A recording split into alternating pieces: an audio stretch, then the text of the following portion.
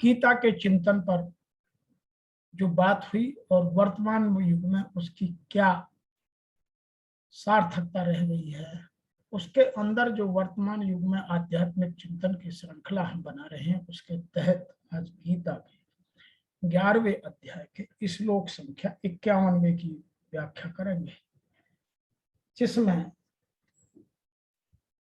अभी तक पहले अर्जुन ने प्रार्थना की, फिर भगवान ने उसको धीरज देकर अपना चतुर्भुज और द्विभुज रूप दिखाया।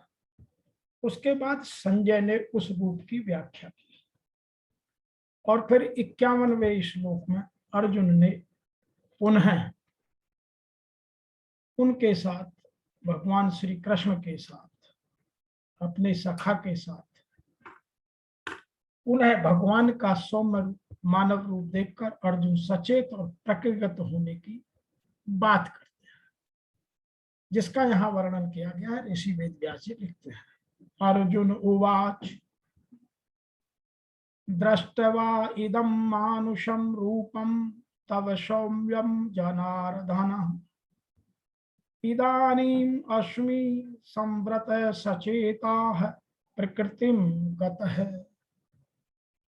अर्जुन बोले, हे जनार्दन, आपके इस सौम्य मनुष्य रूप को देखकर मैं इस समय स्थिरचित्त हो गया हूं और अपनी स्वाभाविक स्थिति को प्राप्त हो गया हूं और अपनी स्वाभाविक स्थिति को प्राप्त होकर अब मुझे अच्छा लगता है।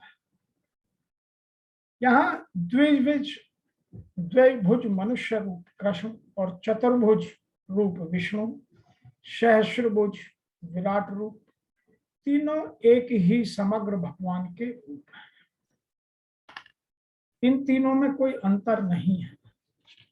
तो यहाँ अर्जुन अब द्विभुज, दो भुजा वाले रूप को देखकर प्रसन्न हो रहे हैं। इसी को यदि आध्यात्म की दृष्टि से और देखा जाए तो अर्जुन बोले, हे जनार्दन, आपके इस अति शांत मनुष्य रूप को देखकर मैं अब स्थिर चित्त हो गया और अपनी स्वाभाविक स्थिति को प्राप्त हो गया। In English, Arjun says, having seen thy gentle human form, O Janardana, now I have grown Srine and returned to my nature. Some people are describing little differently. Arjun said, O Janardana, having seen your peaceful and human form, my mind is now calmed and I am in control of my senses. I have become normal.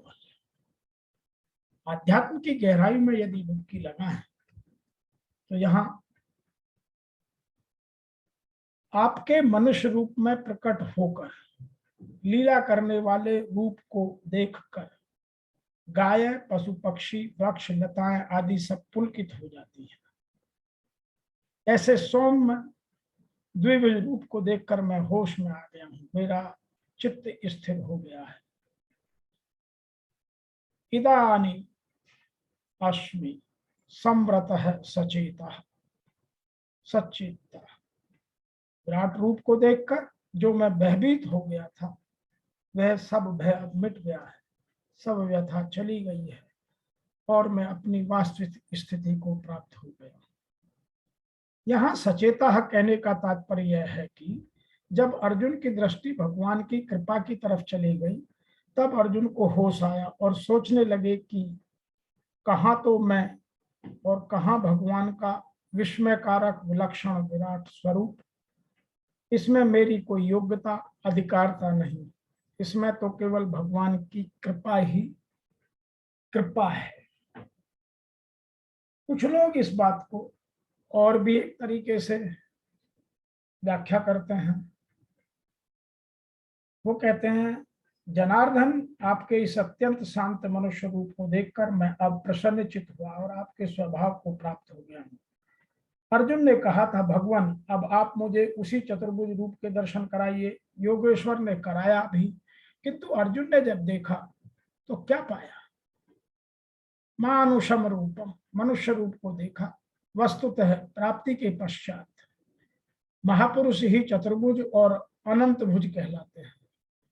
दो भुजा वाला महापुरुष तो अनुरागी के समक्ष बैठा ही है, किंतु अन्यत्र कहीं से कोई स्मरण करता है तो वही महापुरुष उस स्मरणकर्ता से जगत या स्मरणकर्ता से जागृत रथी होकर उसका भी मार्गदर्शन करता है। भुजा कार्य का प्रतीक है, वे भीतर भी कार्य करती हैं और बाहर भी। यही चतुर्भुज स्वरूप है, जिनके हाथों में शंख, चक्र, गदा और पद्म क्रम से वास्तविक लक्ष्य घोष, साधन चक्र का प्रवर्तन, इंद्रियों का दमन और निर्मल निर्लेप कार्य क्षमता का प्रतीक मात्र है। तो कुछ लोग जो शंख, चक्र, गदा और पद्म की बात करते हैं, वो शंख को लक्ष्य का घोष और चक्र को, सुदर्शन चक्र को साधन चक्र का प्रवर्तन और गदा से इंद्रियों का दमन और पद्म से निर्मल निर्लेप कार्य क्षमता का प्रतीक मानते हैं। यही कारण है कि चतुर्भुज रूप में उन्होंने देखने पर भी अर्जुन ने उन्हें मनुष्य रूप में ही पाया। चतुर्भुज महापुरुषों के शरीर और स्वरूप से कार्य करने की विधि विशेष का नाम है, न कि चार हाथों वाले कोई श्री कृष्ण थे। तो यहां हमें जो अपने आंतरिक भाव है, जो हमारी बुद्धि की असीमित क्षमताएं हैं,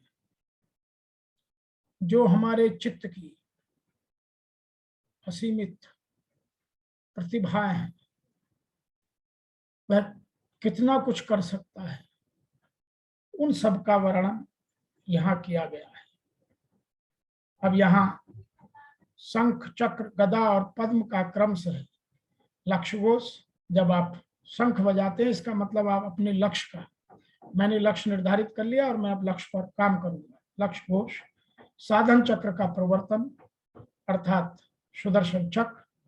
गदा मीन्स मैं अपनी इंद्रियों को अपने वश में रखूंगा, और पद्म का मतलब है मैं निर्मल हूं, निर्लेप हूं और मेरी कार्य क्षमता एकदम अनुरागी जैसी है।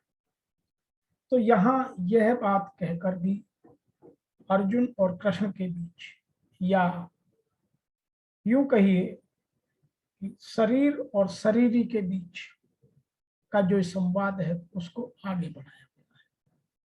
तो आज के इस श्लोक की व्याख्या में इतना ही, फिर सुनते हैं आगे भगवान ने क्या कहा। तब तक के लिए आपको मेरी ओर से और मेरी संस्था के सभी सदस्यों की ओर से सादर